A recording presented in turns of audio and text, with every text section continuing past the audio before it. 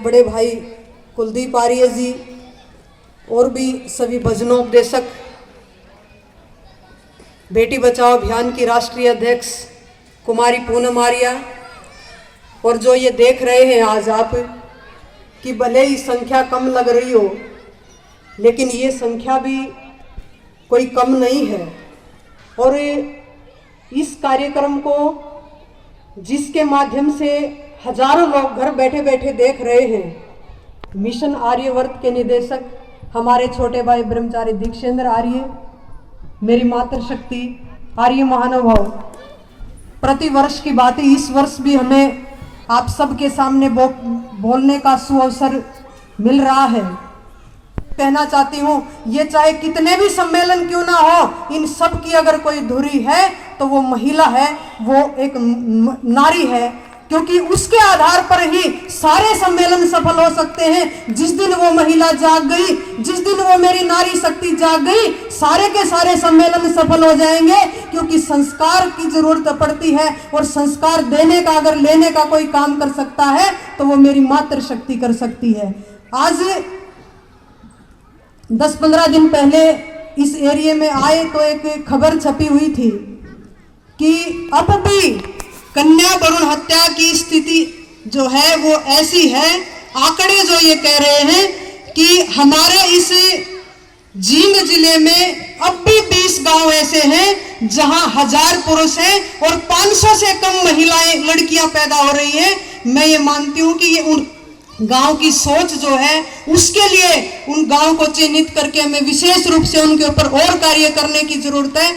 कि ठीक है, हमारा धीरे धीरे प्रदेश का जो आंकड़ा है वो बढ़ता जा रहा है, लेकिन हमें इसमें संतुष्ट नहीं होना है, क्योंकि हम जहां खड़े हैं वही स्थिति ऐसी है कि 20 गांव ऐसे हैं कि 1000 पुरुष और 500 से कम महिलाएं। तो आज भी हमें और भी ज्यादा विचार करने की जरूरत है, सतर्क होने की जरूरत है। कहीं ये कन्या भ्रूण हत्या जैसा जघन्य पाप मेरे आसपास तो नहीं हो रहा है। इस प्रकार की प्रेरणा लेके आप यहाँ से जाएंगे और जाते भी हैं, उसका परिणाम भी दिखाई दे रहा है कि धीरे धीरे सुधार हो रहा है, लेकिन फिर भी और भी ज्यादा हमें इस पे काम करने की जरूरत है। और मैं आज विशेष रूप से मेरी मातृशक्ति के लिए कहना चाहती हूँ कि आज ये देखना है हमें कि हमारे जो अपने जो संस्कार है, जो हम बेटियों को संस्कार दे रहे हैं, जो आगे वो जाएंगी, वो आगे किस प्रकार से संस्कार देंगी, अपने लड़कों का कैसे हम संस्कार दे रहे हैं। क्योंकि हमारे बच्चे अगर अच्छे हैं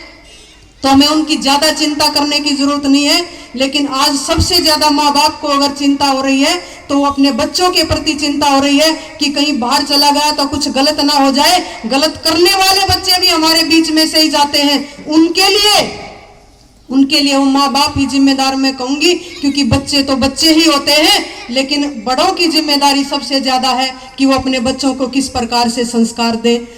आज एक बात और भी मैं इसके साथ जोड़ना चाहती हूँ, क्योंकि रोटी और बेटी का नाम इकट्ठा लिया जाता है और रोटी और बेटी के संबंध को सबसे गहरा संबंध माना जाता है।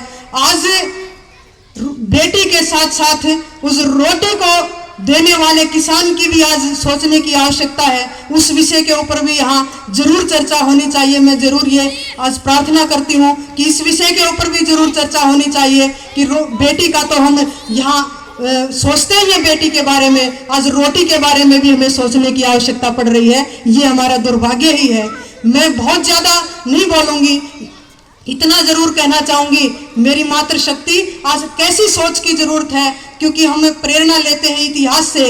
इतिहास के जब पन्ने उठा के देखते हैं तो विद्यासागर की जहां बात आती है कि उन्होंने भी महिलाओं के लिए कितना काम किया, उनकी माता की मैं यहाँ थोड़ी सी चर्चा जरूर करना चाहूंगी कि वो इतनी गरीब थी कि उसने कभी सोचा नहीं। ये कई बार हमारे सामने भी ये बात आती है कि क्या करें, हम तो गरीब हैं, हम कुछ कर ही नहीं सकते। नहीं, हम बच्चों को अच्छे संस्कार देने में कहीं गरीबी और अमीरी आगे नहीं आती।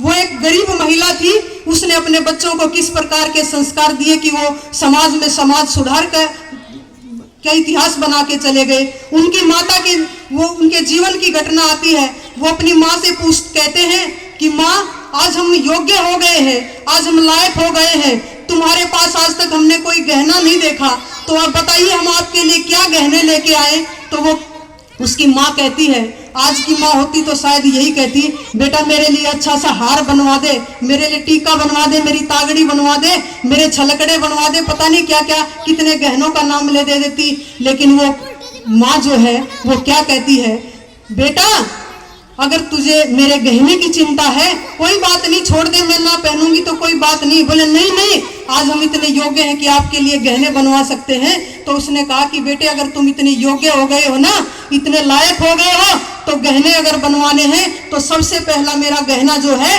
वो ये है कि जो हाँ हम रह रहे हैं ना, यहाँ इस आसपास कोई भी गरीबों के लिए अस्पताल नहीं है, मेरा पहला गहना अस्पताल है, वो बनवा दो। तो मैं सोचूंगी मैं श्रृंगार मेरा पूरा हो गया। अगर मेरे कोई दूसरा गहना अगर मेरा बनवाना चाहते हो तो कितने अनाथ बच्चे हैं, अनाथ बच्चों के लिए अनाथालय खुलवा देना, वो मेरा दूसरा गहना होगा। और तीसरा गहना, यहाँ शिक्षा का प्रबंध, मेरे इस आसपास कोई भी इतना बड़ा अच्छा नहीं है, यहाँ अच्छा सा बच्चों के लिए शिक्षा का प्रबंध करवा देना।